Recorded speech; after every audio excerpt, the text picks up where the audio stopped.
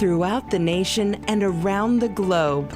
From his heart to yours, it's Dear James Live, bringing you intuitive insight, answers, and advice to your life questions.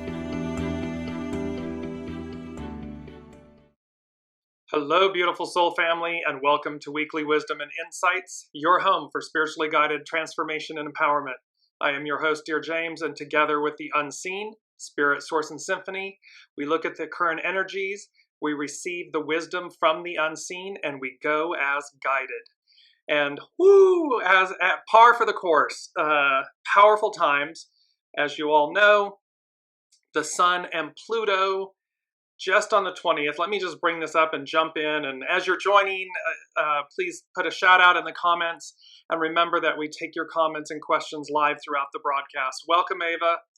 So let me just bring up our astrological influences. And you're going to see why this is also powerful, the energies that are happening. And we're really kicking off the year. And, yes, we're like third weekend, fourth weekend coming of January. But the point is, on the 20th of January, we had Pluto and the Sun hand in hand, and Pluto entering Aquarius for the first time in approximately 248 years. We've talked about this a lot, not since the French and American and industrial revolutions. Right behind it, so tomorrow, the 25th, we have the first full moon of the year. It's a Leo full moon at 5 degrees Leo, opposite the Sun and Pluto. So there's this opposition. And it's also known as the Wolf Moon. And right behind that, I'm showing it as the 27th because of Greenwich Mean Time. It occurs on the 26th, on Friday, into the 27th, depending on where you are. And this is, the next big piece is Uranus stationing direct at 19 degrees Taurus. And anytime a planet stations direct, the intensity, it's like the train analogy where the train comes into the station or when it leaves and it's getting ready to, the vibration, the intensity of it. And this is Uranus, expect the unexpected, the higher mind, and what comes out of left field and everything. So the intensity of it is magnified. So we literally have Sun and Pluto walking hand in hand into Aquarius, followed by this Leo full moon. Leo, life force, the Sun, Leo, full moon, followed right behind it with Uranus stationing direct. At that point, so come Friday into Saturday, at that point, all planets are moving direct. None are retrograde. And so this brings us to our main theme. And it is literally all systems go, with the caveat of seek and ye shall, underlined, the unseen, seek and ye shall, underlined, find. And that seek and ye shall find, and you see the image, it's this beautiful imagery of the astrological wheel, and it's like the golden ratio, this continuing spiral, this absolute beauty of the continuity. Remember, that was the word they used with us last week or the week before. It was about the word continuity. It doesn't mean that everything is the same. It just means that we continue. And so with that, all systems go. So all planets are direct. Everything is all systems go. Seek and ye shall find. And the point of that seek and ye shall find is from Matthew 7:8.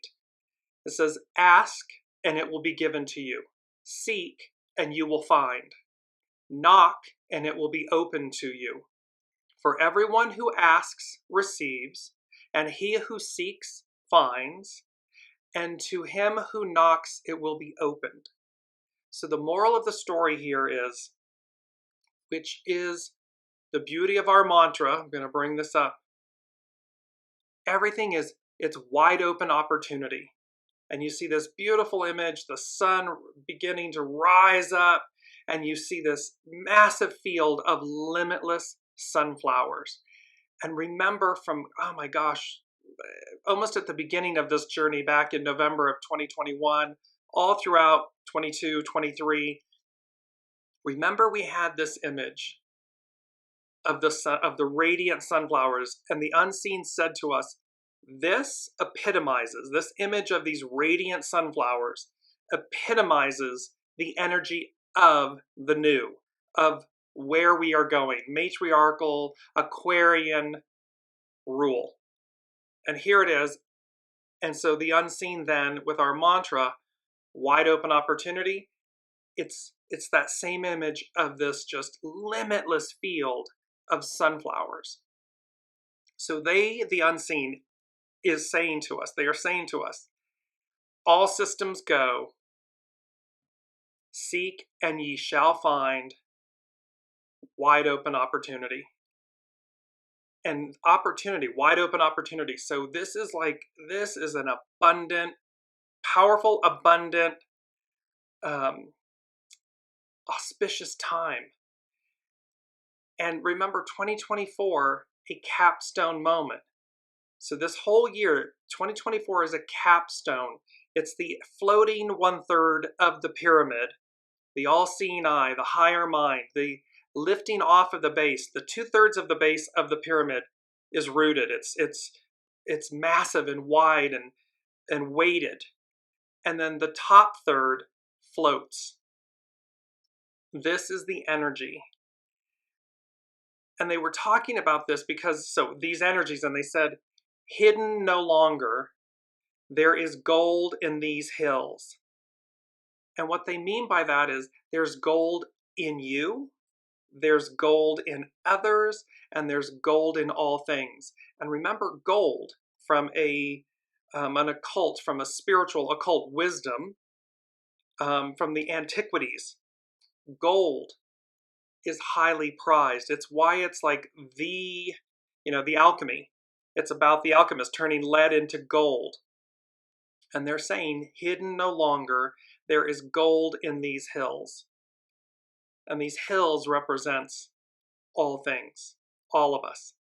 So it's really quite powerful with these energies. And let me just bring up as well, before we jump into it, with this, so with the Sun and Pluto entering Aquarius, and then the Leo full moon tomorrow, and then Uranus stationing direct on Friday/Saturday, all planets are direct until April 1st. And that's when Mercury begins its first retrograde.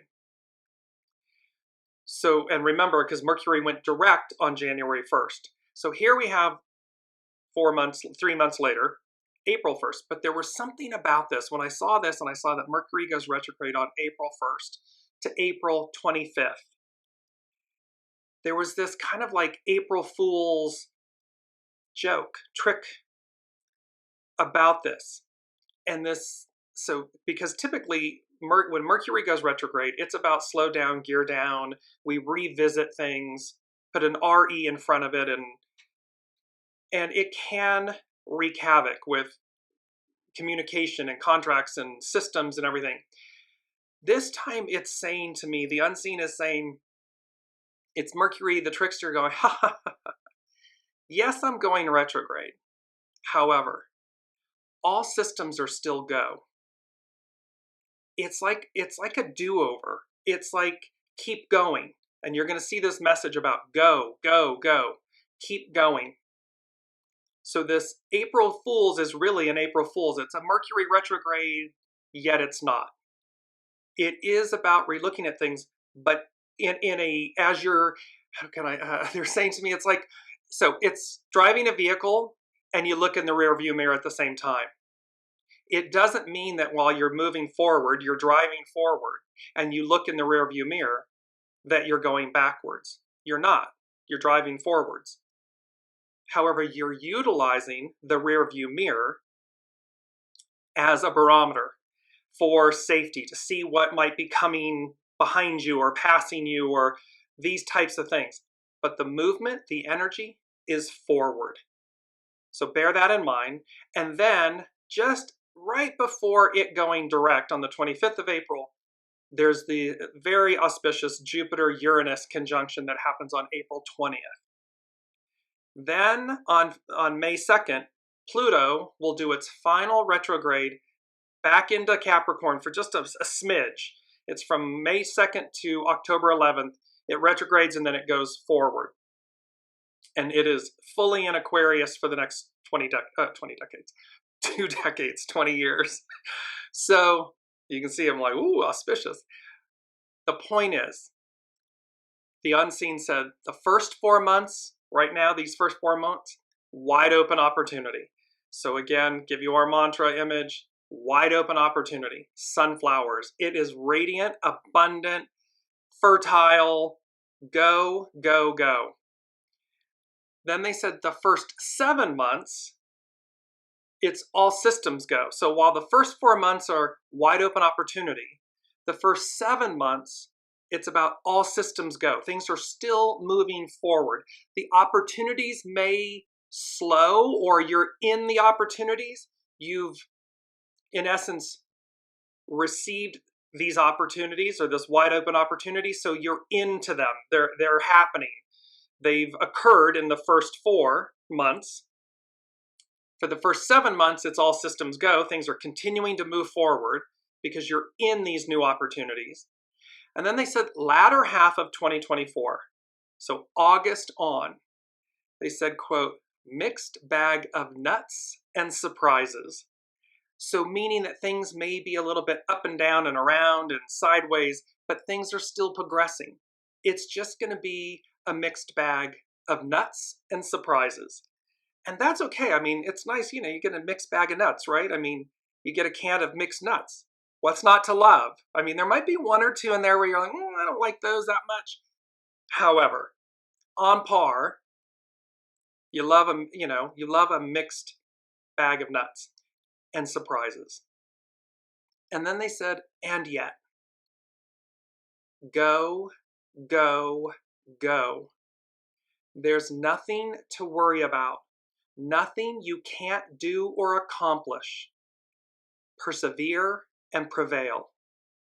And then I heard the song from Andra Day, and it's called Rise Up. And I'm just going to read really quickly. It says, you're broken down and tired, a living life on a merry-go-round. And you can't find the fighter, but I see it in you, so we're going to walk it out. And move mountains. We're going to walk it out and move mountains. And the chorus line is, and I'll rise up. I'll rise like the day. I'll rise up. I'll rise unafraid. I'll rise up and I'll do it 1,000 times again. And I'll rise up high like the waves, and I'll rise up in spite of the ache. I'll rise up and I'll do it 1,000 times again. So this beautiful message of rising up, of go, go, go, of wide open opportunity, and really a very auspicious capstone moment this entire year. And again, it won't be without its flavors, is what they're saying. They're using the word flavors. However, the ingredients, the flavors, that's what makes any great dish memorable and enjoyable and intriguing. It is the flavors. It is the notes, the high notes, the low notes, the after notes. And it's not going to leave a bitter taste in our mouths. It's not going to be like, ugh, no, this is enjoyment. This is savoring something good and receiving the flavors. And they talked about the fact about coming online. So the second thing, to be, and it's always about to be, meaning the number 2 and the number 2 and the letter B, but it's also to be, what we are to be. And they said coming online like nothing before, like nothing you've ever seen, witnessed. And then they said bear witness. So in other words, things are going to come on. Think Aquarius, and it has to do with, it's an air sign, it's a fixed air sign, and it has to do with communication and advancement. And here's Pluto in Aquarius, industrial revolution. And they're saying coming online And there's all this talk about AI. We've talked about this: original intelligence and artificial intelligence, and the internet, online, how we're communicating right now. And there's a choice here. And the choice is coming online, original intelligence, higher mind, soul source connection, and how that kind of online God positioning system, that higher source, that online activity. So coming online like nothing before, like nothing you've ever seen or witnessed. And then they said, bear witness. Like we will bear witness to that. And so our choice is, do we choose to come online? Do we choose to connect online with original intelligence, like the intelligence, or artificial intelligence? And you can see my face, and for those listening, my silence. There's no choice. And it's to recognize that artificial intelligence, it comes from original intelligence. It's only as smart as what is being programmed and received. It will never replace original intelligence. Period. End of story. Have a nice day. Because it arrives, original intelligence arrives from the unseen, from source. It is what creates all. And thereby, to come online with that alignment, mic drop, hands down, amazing. So let's look at our main energies. And because this is really quite, and we're going to work with the Sabian symbols in today's show a lot. So of course it's the creative to initiate. It's January, so it's a 1. We have double 24s because today is the 24th and it's 2024, and we refer to that as 24. 1, 24, 24. 24 is about return, go back. Return doesn't mean, and return, Amaji, return to the great mother. I'm just bringing up the image really quickly. Return to the mother. It's a Sumerian word, and it's about manumission and liberation and freedom. This movement from enslavement to liberation, to freedom. And so 24 represents return. And that is, we're returning to this golden age of Aquarius, of matriarchal rule, of the divine feminine. 2024 is an 8-year. It's uniting, coming together, bringing all of our shadow selves and our light selves and every aspect. It's unifying us from the inside out. And then it becomes a 15. So the 1, the 24, and the 2024 become a 15. And 15 is all about authenticity. It is to operate and to come from a place of authenticity, which restores and creates balance, because you're in harmony with yourself. You're in harmony with your soul source connection. So when we're authentic, we are not outside of ourselves. We are not out of alignment with original intelligence, because we're divinely connected to it. It's only when we step out of that authenticity that there's dis-ease, imbalance, distress, all of these different ailments, if you will. And last but not least, the 15, the 24 and the 15 become a 6. So we have double 6s. And it's about conflict and destiny, but in this instance, they're talking, which is destiny. But what they're talking about, the unseen is talking about, is letting go of conflict. We do not need to be in conflict with ourselves, with each other, with the world, with the events. It doesn't mean do nothing, and it doesn't mean to condone something or to be absent. It's simply to see through, to pierce the illusion, and to not be in conflict with the arc of destiny, the forward movement. That and to rise up in the sense of, to rise up unafraid of being sovereign, whole, centered, illumined, like higher mind, higher education. Because to be anything less than that is to be in a lower octave. It is to be in conflict. And we can see on the world events what's happening, this last hurrah of trying to hold on to a bygone era. It's over. But they're in conflict with that truth. There are those that are in conflict with it, and there are those that are in harmony and in destiny and alignment with it. And so, and of course, as we've said, the arc of destiny moves forward. And so that is where this will all go. So these are the main energies. You can see some powerful energies, powerful moments. And if you're not feeling it yet, meaning where's the opportunity or it hasn't happened, release that and simply say to yourself, to source and everything, I am open to receive, I am open to receive, I am open to receive. That signals to the universe, you are open to receive what's in your highest and best, what may have been hidden from you, what may have not yet arrived, and how you will transform and change in this capstone moment. Because all of the energies, powerful energies, all moving forward, and this whole piece about, it's all systems go, wide open opportunity, go, go, go, and yet don't do it, go, go, go. Don't be hasty or foolish or impatient. Be in alignment with the truth, the auspiciousness of the energies.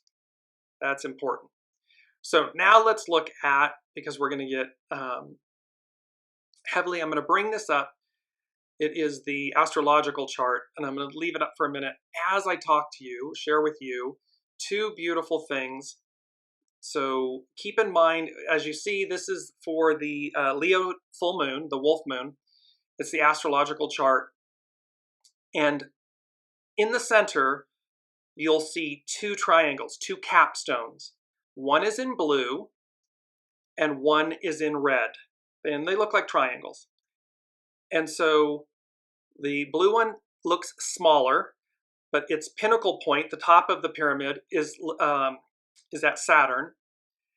The left side is at Jupiter. The right side is at Venus. Then you see the larger red capstone. And this, in the current astrology, this Leo full moon creates a fixed T-square. And so the red capstone, which is a conflict, and the blue one, which is harmonic, share Jupiter at their pinnacle, at their apex point. So Jupiter bridges these two. And then with the red, at the top, you've got the moon, the sun and Pluto. And down to the slightly to the right, you'll have the full moon. So just bear this in mind so that, and then I'm going to share my screen here, and we're going to go to Pam Youngin's North Point Journal to start. And I'm going to put my specs on so I can see everything. And so here we are. She says, the full moon with the Aquarius sun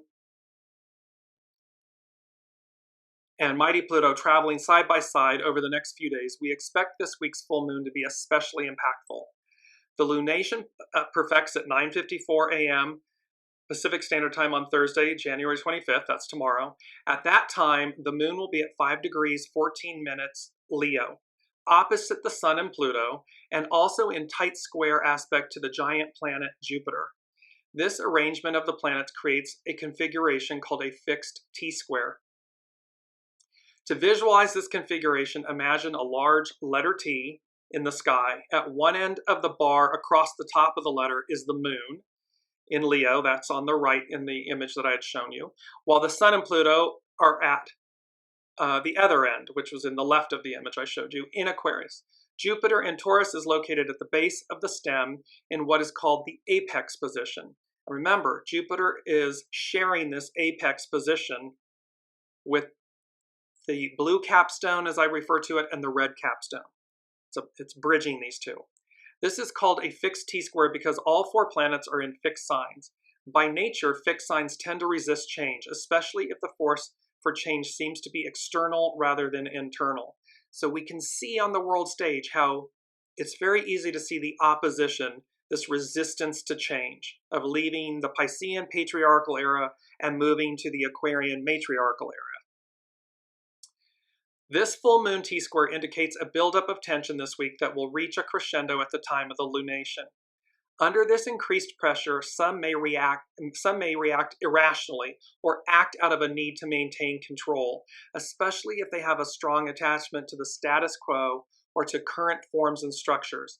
See, there's this thing of not wanting things to change. There are those that are absolutely running towards it, are openly embracing it, and there are those that are cleaving and trying to hold on to the status quo. Those current forms and structures, the beast they know, but it's going. It's hasta la vista. It's on its way out, and yet namaste. We bow to the divine in the divine masculine, the patriarchal, and the Piscean era. With Jupiter at the apex of the T-square, we will need to watch the tendency to be opinionated, self-righteous, and dogmatic. We may go to extremes and be overly dramatic as we express our beliefs. And remember, the truth needs no explanation. It speaks for itself. So we can be calm and centered and resolute and, quietly persevere. In this quietly meaning just to create no drama. We don't have to create drama because there is a larger plan playing out. It says, Pam Youngans goes on to say, a judgment of right and wrong could get in the way of finding workable solutions. And thereby, where's the middle? Where's the compromise and the communication and these types of things?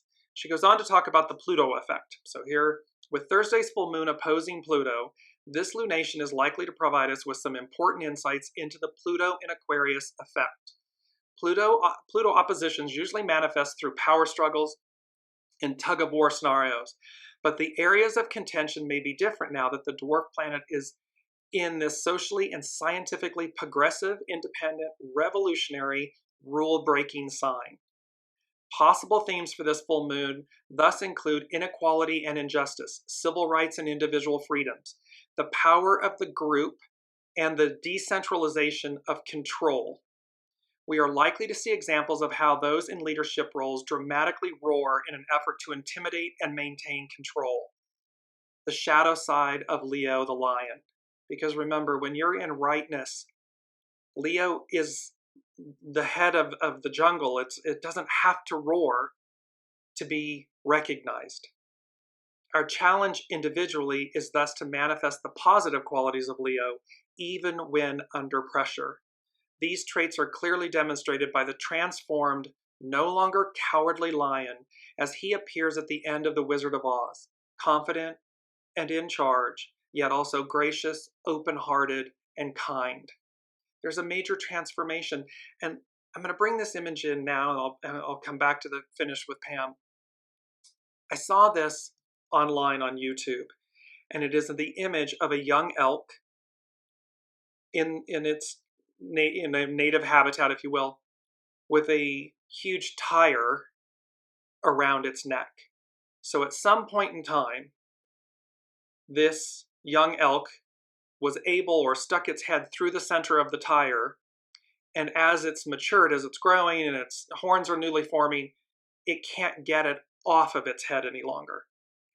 This image, and then you'll see 1 minute 13, 113 in the lower frame. So this number 13 that represents M as in Mary is the 13th letter in the alphabet. It represents the divine feminine. 1, 11, the most intuitive. 1 is the creative force to move forward. The reason this image captured my attention, and I'm sharing this with you in today's show, is because this is exactly what we're talking about. This enslavement, this having something, this burden that has been around our necks, upon our shoulders. And the beauty of the story that went along with this image was that individuals assisted this young elk and removed the tire. So it was liberated. It was no longer shackled and burdened by the weight of this tire, this object. The association is from Exodus to deliverance, to promised land. And from the Piscean era, the weight of the Piscean era, and more so the shadow elements of the divine masculine, representing the tire that has been burdened around the neck, that we've not been able to release it, and yet with the assistance of what I'm going to call divine beings, and divine beings meaning humans, our fellow humans, seeing the need, the distress, coming to the aid of, working in harmony with nature and creation, and liberating this young elk. It's the same forces that move through the unseen, that are doing the same thing for all of us. This advancement, this go, go, go, move forward. Let me complete with Pam Youngin's. So we now move into the Uranus effect, and she's talking about sideways spinning Uranus is at a virtual standstill in the heavens this week. The planet will complete its 5-month retrograde period and station direct on Friday at 19 degrees 5 minutes Taurus. Whenever a planet comes to its station, we feel its influence more strongly than usual. The Uranus effect often manifests through unexpected or sudden events, which are designed to break us free from where we have been stuck or limited. Imagine the young elk, tire around its neck. We may experience the challenging side of mundane Uranus through rebellious, erratic, or radical behaviors. But we can also benefit from the planet's higher octave role as divine mind, as it brings new insights and original ideas into our awareness. With Uranus stationing direct the day after a powerful full moon, and with it being the planetary ruler of Aquarius, thus strongly linked to the Sun and Pluto as they transit the 11th sign, we anticipate that there will be significant shifts occurring in the last half of the coming week. These shifts may be in our, quote, real world experience, or in our consciousness, or both. So again, big energies, big changes, advancement, liberation, these are the key messages. I'm going to share with you really quickly. This comes from, it's a full moon update from the Power Path School of Shamanism, and it's Lena Stevens. And speaking about the full moon, she says, also known as the wolf moon, this moon inspires expansion as well as triggers a need to find inner spark, passion, and courage to go for it. The key is to open your heart wide to your personal joy so you can experience wonder and awe from the place of childlike innocence, as if you are seeing the world for the very first time. Empty your vessel, throw off the shackles, see the world, see this year, this capstone moment, as if you're seeing the world for the very first time. This will ignite a certain level of focus that can help you anchor new dreams and intentions. You can spend some time making a list of the things that inspire you and that you love to do, big and small, as well as working with your imagination to stretch beyond your limitations around what could be. And then she says in capital letters, what if, question mark. And I said to a dear friend and colleague, I said, etch-a-sketch yourself yesterday. I'm like, clear all of these thoughts, limitations, beliefs, everything, and simply go out and see what's on offer. Have this experience. Because then what you're meant to receive will reach you. It will come to you because you've cleared the slate. You've etch-a-sketched yourself and you've cleared any limitations, thoughts, beliefs, all of this. You're going to see things fresh and new. And then it will speak to you. You'll receive it. Lena Stevens goes on to say, this could be a magical time where you begin to see the path opening to living life more fully. It could also be a time of frustration, especially if you find yourself distracted by other people's challenges and lose sight of your own journey. So in essence, stay centered and focused. Do not get caught up in the illusion. Be resolute and pierce the veil of illusion. She said, you may be tested during this time. It is best to turn any feeling of inner tension into forward and determined action. Self-esteem may be at war with the need for expansion. So take courage, but tread carefully so you don't overextend or make hasty decisions. This is about slow and steady wins the race. It's our other mantra. Some relationships may require gentle boundaries, as it is important to carve out space for yourself during this powerful time. It is also important to bring fun, play, humor, and creativity into your interactions. What do you love? Allow yourself to do, have, or feel it. So, beautiful energies. Ava is saying, I am feeling this burden around my neck. Was born with the umbilical cord around the neck. A chiropractor is helping me liberate the tension in the muscles with great success. Yes, see, so how perfect is that to the analogy of the young elk with the tire, with Ava being born with the umbilical cord around her neck, and how that you can certainly die in birth from that. And yet there's also this piece of that through the challenge is the liberation, the life. And so what was restricted or constricted is released and removed. And that is powerful, beautiful, beautiful share, Ava. Thank you for that. And Olivia saying, I'm listening on the car. So, and wonderful to have you, Olivia. I know you weren't potentially going to make it. So, and recognize, Ava, with this, the unseen is saying, it's as simple as releasing the belief. Your soul brought that experience in. So it's absolutely purposeful for you to move beyond, to triumph beyond the constriction, beyond, so to etch-a-sketch, see in a new light from a childlike awe and wonder the positive aspect of what's perceived as a negative experience. Umbilical cord wrapped around the neck and the effects of that. However, it's purposeful, it's divine. Your soul brought it in.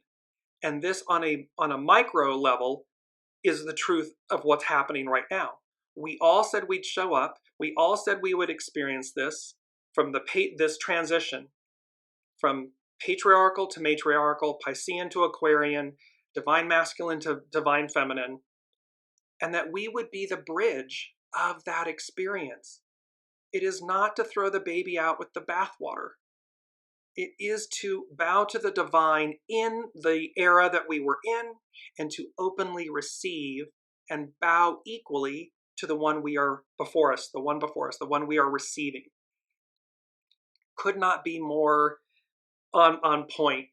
So let me bring back the image of the Leo full moon chart, and we're going to move into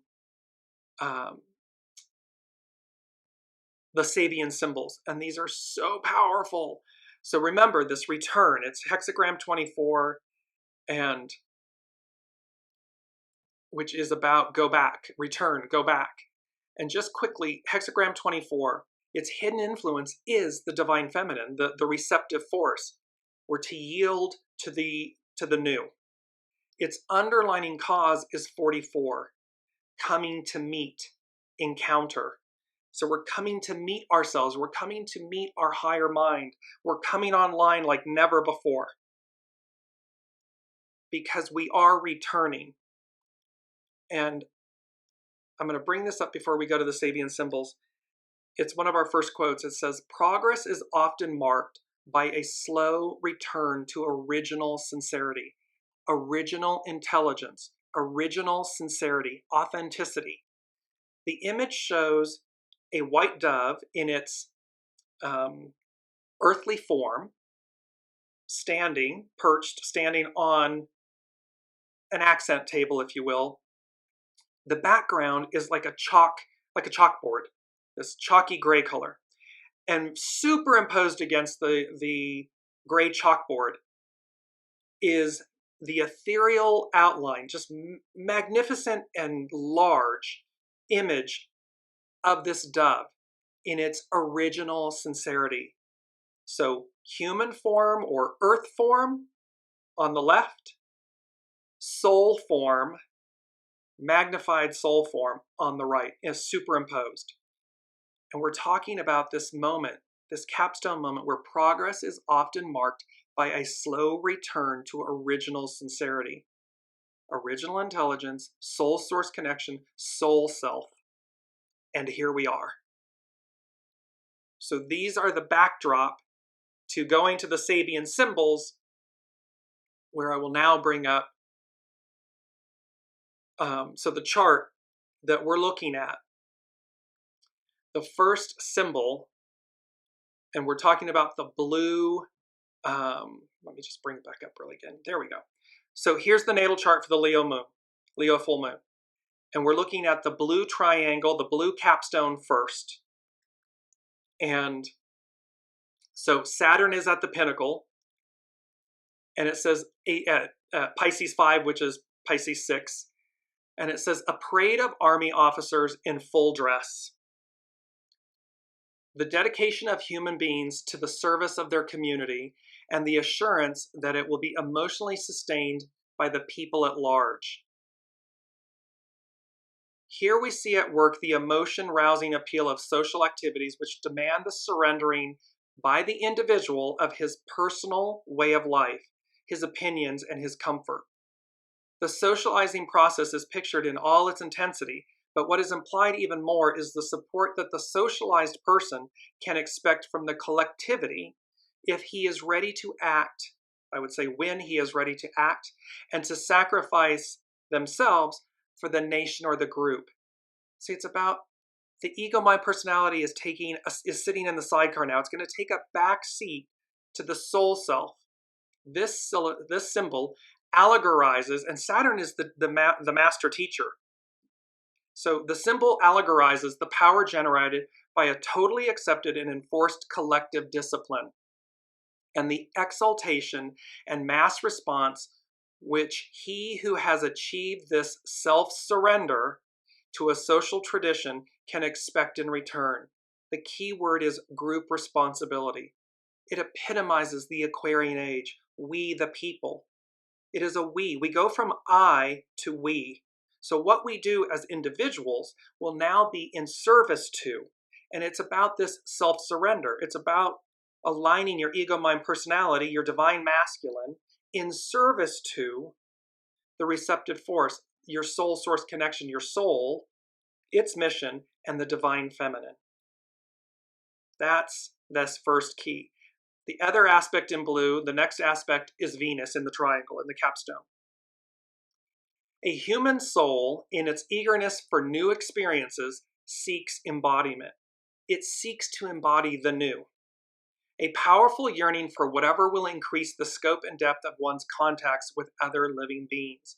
We want a higher connection. We want a greater life experience. We want a richer relationship, life experience. One wonders what the clairvoyant saw and said to the recorder of this symbol.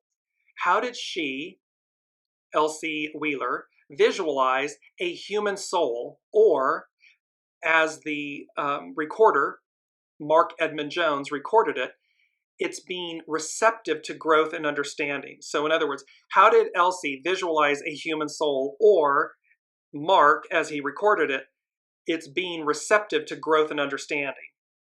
What is implied in the position of this symbol seems to be the strong drive in every human consciousness or will toward new experiences, whether they are constructive or destructive. Interesting point. Human, man, womankind, may grow and gain understanding and wisdom through both types, constructive and destructive. Yet the yearning needs to be tempered by an instinctive evaluation of the end results of the experience. This symbol shows us what is behind all uses of power, anabolic or catabolic, a strong desire to prove oneself. So in essence, again, we don't throw the baby out with the bathwater. We don't demonize. If a soul's path is to gain understanding and wisdom through destructive experience, interaction, nature, so be it. It's not something I would choose. It's not something I would recommend. It's not something the unseen says, yes, go forth and conquer, and yet it doesn't make it wrong. It doesn't make it, however, and so we can see this, two camps, constructive, destructive. It's the same thing, we're seeing this. Here's the bridge element, and this symbol could not be more poignant and powerful. So remember, Jupiter is the apex of the fixed T-square that Pam Youngans from North Point Journal was speaking about. And it's also then the bridge. It's shared by both the blue capstone and the red capstone in our natal chart for the Leo full moon. And Jupiter, it says, it's at Taurus 7, it says, the woman of Samaria at the ancestral well. The meeting of the traditional past and of the creative spirit pointing to the future. So this has to do with, as you'll see here in a second, with Master Jesus. What has dominated the Piscean era and 2,000 plus years? Master Jesus. The crucifixion, the resurrection, the liberation and the payment of sins for all humanity, and deliverance. Exodus, deliverance. This symbol refers to a most important but usually narrowly interpreted or interpreted away episode of the Christ mythos. Early in his ministry, Jesus meets a Samaritan woman at an ancestral well. This woman belongs to a tribe despised by the Jews. Moreover, she is unmarried and therefore on the fringe of even her own society. It is to just that kind of woman that Jesus reveals that he is the Messiah. I am he. A revelation that he apparently will not bestow even upon his disciples, at least not in words. Words in occultism are the creative factor, the creative force. What does this mean? Jesus, as the avatar, incorporating the Christ impulse, came to replace the old tribal order with a new order based on universal love. It is not to representatives of, or even to men still attached to, the old order that Jesus could reveal his spiritual, evolutionary, and society-transforming status. They had instead to reach a point where they could discover his avatarship, as did Peter just before the transfiguration scene. But to the woman of Samaria, who in her openness to love's urgings had already repudiated any narrow subservience to the old order, Jesus could reveal his function, his truth, his purity. The highest meets the lowest when this lowest is free from traditional bonds and open to love. They're open to the way of love, the divine feminine, the purity of this forward advance. Because at the time of this occurrence, the height of patriarchal rule is playing out. It's at this. It's not the height of it, but it's like Uranus stationing. It's that the intensity of it is louder. So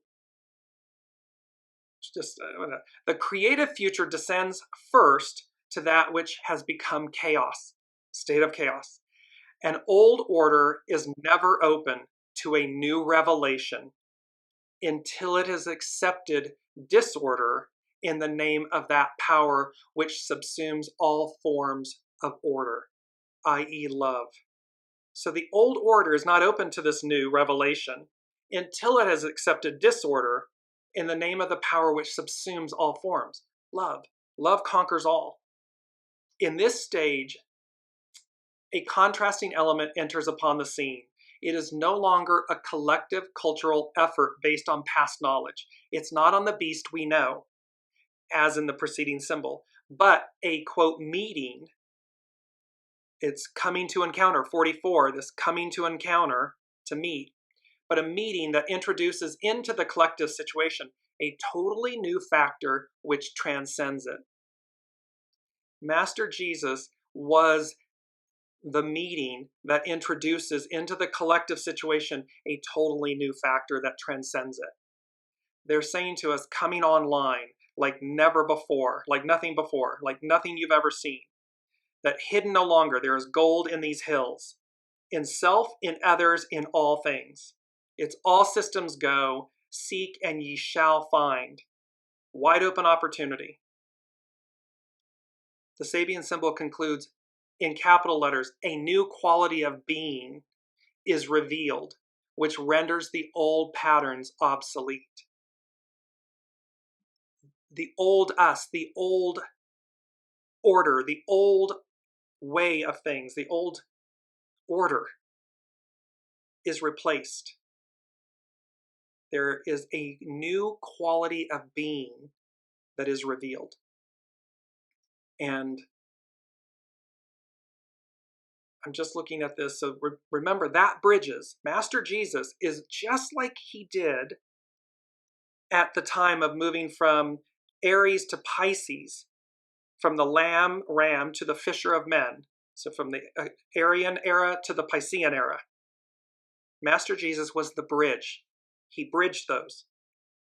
Here, at this moment in time, 2,000 plus years later, the Sabian symbol that represents the woman, the Samaritan woman at the well with Master Jesus, where he reveals himself to her in the new order, is bridging this moment from Piscean to Aquarian.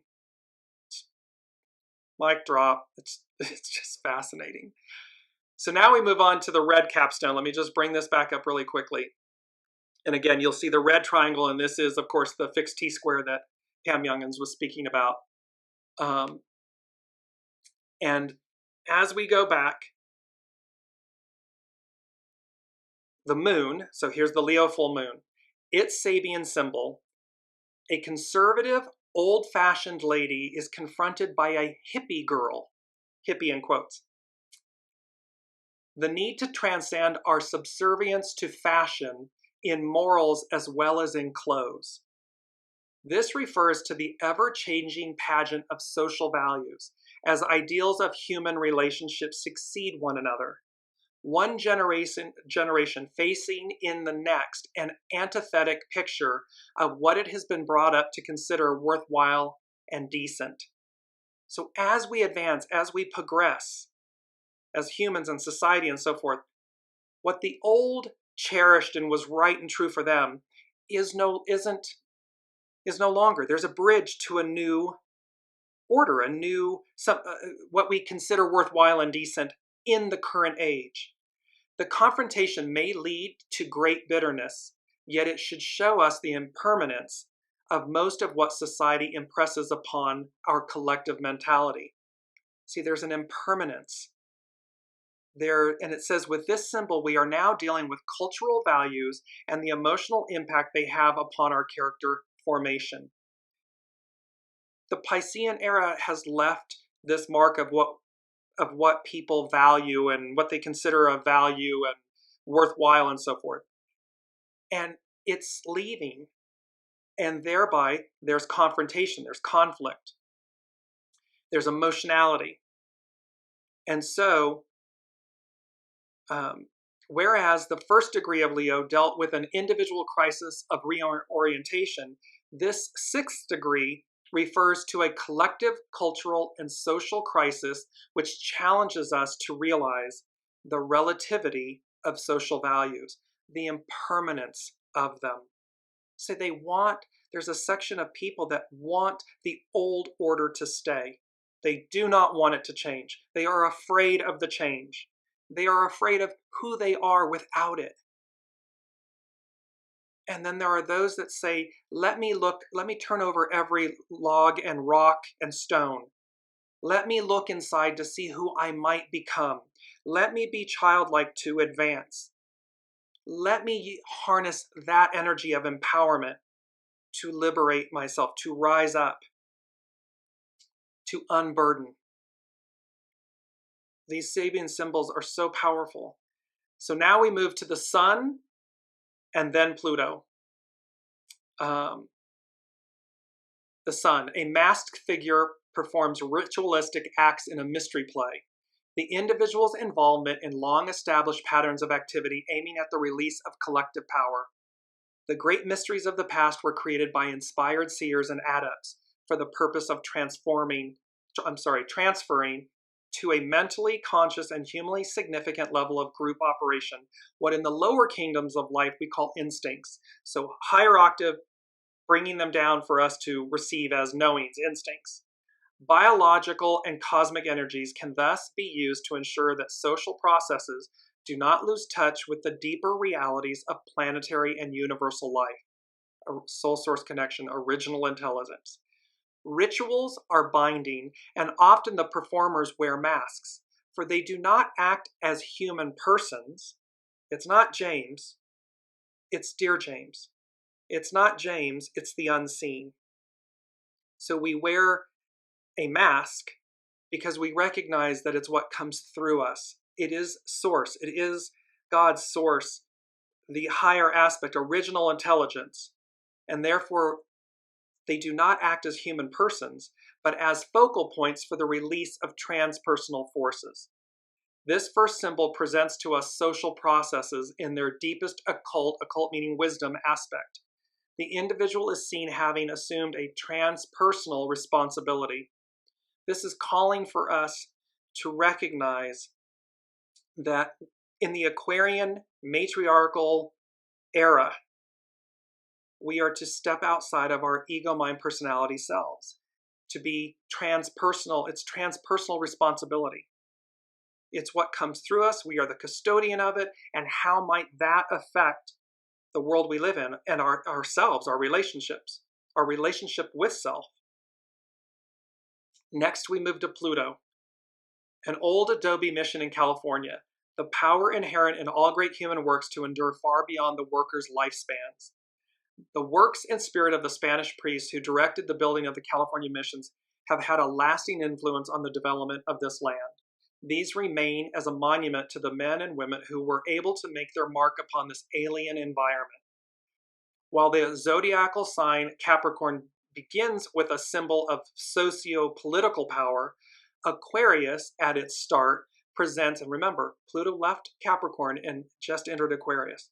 Aquarius at its start presents a more spiritualized and idealistic or creative picture of the social forces at work. Higher octave, what's moving through us. Moreover, it stresses the enduring character of human achievements ensouled by a great vision. At least within the frame of reference of our Western civilization, the symbol speaks of the projection of a noble ideal into concrete forms of beauty and significance. It is capturing this. It's the magician and the star. It's taking what comes down from the unseen and bringing it into to create this noble idea into a concrete form, manifestation. Thus, of the radiation of a civilizing power into an institution offering to the primitive man or humankind the opportunity to reach a higher, more organized and productive level of activity. It's to reach for the stars. It's to manifest and harness these energies, the star and the magician, and the symbol to concretization, to make something concrete, tangible. So this symbol speaks to us of the concretization of an ideal. And remember, the ideal becomes the new reality. So this is This also implies the immortalization of an individual within a great collective and cultural enterprise. It's things that become immortal because they are a part of us, that it's indelible. And yet we evolve and change. We move forward. It's fluid, not fixed. One last thing, I'm mindful of the time, and there's so much here, but I want to complete all of this. It's so powerful. So you see a very solid blue line in the center of the astrological natal chart. One end is Mercury, and the other is Uranus. And with these, Mercury, it's Capricorn 15. In a hospital, the children's ward is filled with toys. The responsibility of society to ensure the welfare and total health of the new generation. The socio-cultural process must look to the future as well as to the past. It has created conditions which may harm the children who will carry forward its work, and it must try to repair these negative conditions through love as well as through physical care. In personal life, the individual should take great care of his or her fresh intuitions and their dreams of future growth. They are often fragile developments which the pressures of everyday life can easily distort or destroy. This is the last stage of Scene 19, which began with a powerful claim for socio-political power. The exercise of such a power can indeed produce social conditions which endanger the healthy and spiritual unfoldment of a community, and especially of its children. Children come in whole and complete. The veil is almost non-existent or so thin. And it is only as we are learned behaviors that dim, and one could say beat out, dim down and beat out, that which is pure and good. There is therefore constant need for tender care as well as skill to neutralize the destructive tensions of social living. This Sabian symbol, Mercury, how we speak, and Uranus, higher mind, the higher octave of Mercury. And they are the harmonic blue line in this chart. And they are saying that the adults in the world have a responsibility to the children of this world for what comes next, to get it right. And that means to get it right, we have to face ourselves. The adults in the room, we have to face ourselves. Because we are the custodians. We're the custodians of the earth. We're the custodians of children. We are the custodians of ourselves, of our souls. Last but not least, we have Uranus. It's at the other end of the blue bar. Wisps of wing-like clouds streaming across the sky. The awareness of spiritual forces at work. Any emergence of life potentialities from the depth of the vast unconsciousness is answered by the spiritual activity of superconscious forces in a cosmic kind of antiphony. It's a back and forth. It's a dance. The individual who has taken a new step in their evolution should look for the, quote, signature of divine powers confirming their progress. It may reveal the meaning of what is to come next.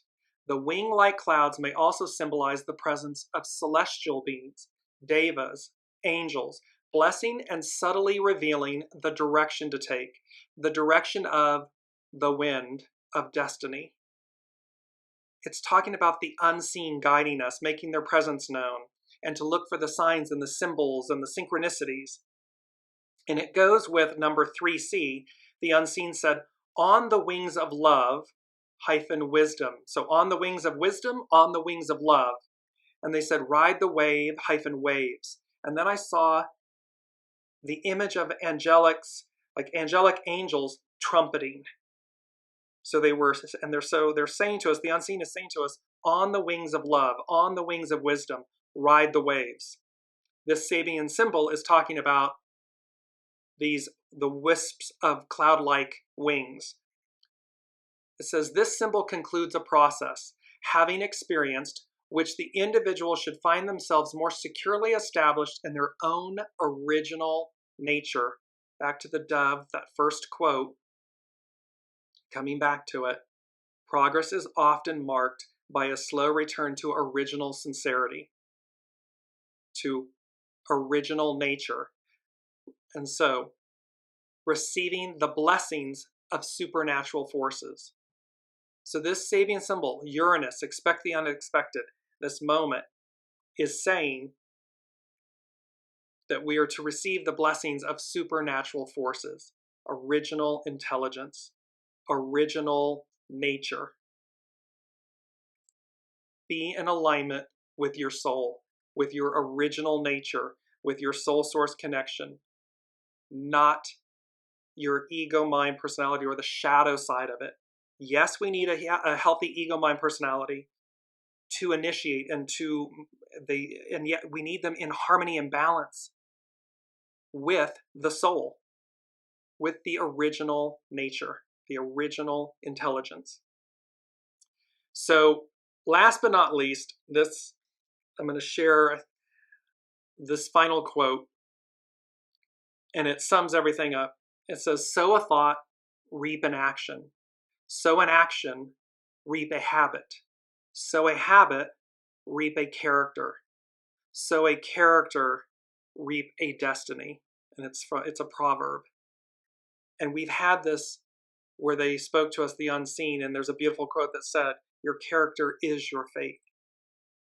And this is all about this moment, because they're saying to us, number 6, they left us with, I heard the song Imagine All the People by John Legend, Imagine.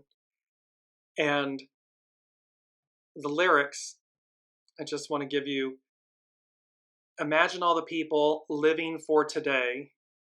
Imagine all the people living life in peace. There are 3 times this line comes in. And imagine all the people sharing all the world. Number 6, and they asterisked it, it's about spirit and service. Imagine all the people. And then this song, Imagine, that it's a world different than the one we've lived in.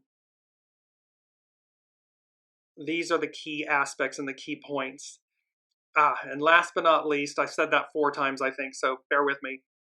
Number 4 from the unseen was, Hey Sister, Go Sister, Soul Sister. It's from the song Lady Marmalade. And it's about a liberation, a freedom, a return. And how this moment of coming to meet and encounter the divine feminine and the aspect of the divine feminine within us, and this original intelligence and this original nature, it is the world before us. It was the one that came before us, and it is the one literally before us. This is the moment, the capstone moment that we are in.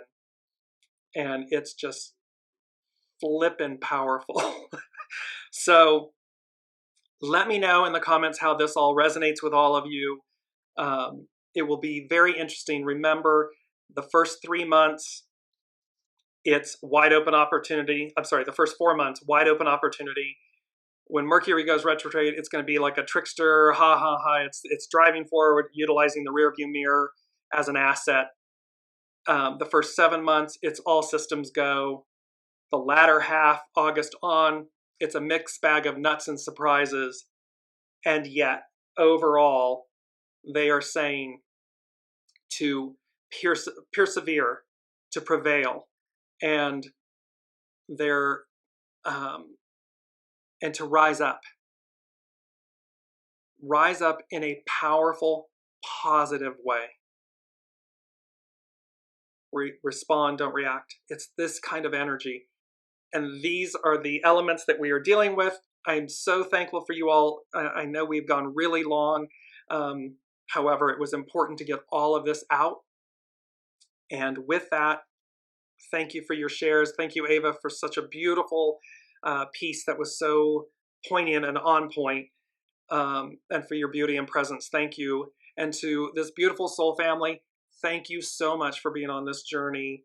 You make it extremely rich, and I just can't imagine it without you. So I look forward to seeing where this all goes, and we will join back up again next week as we move into the final day, 131. We have one more week in January, and we will see what the energies are that they in this moment, this capstone moment.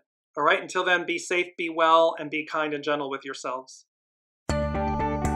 You've been listening to Dearjames Live. Gain intuitive insight, answers, and advice to your life questions, and so much more by tuning in next week and visiting Dearjames.com.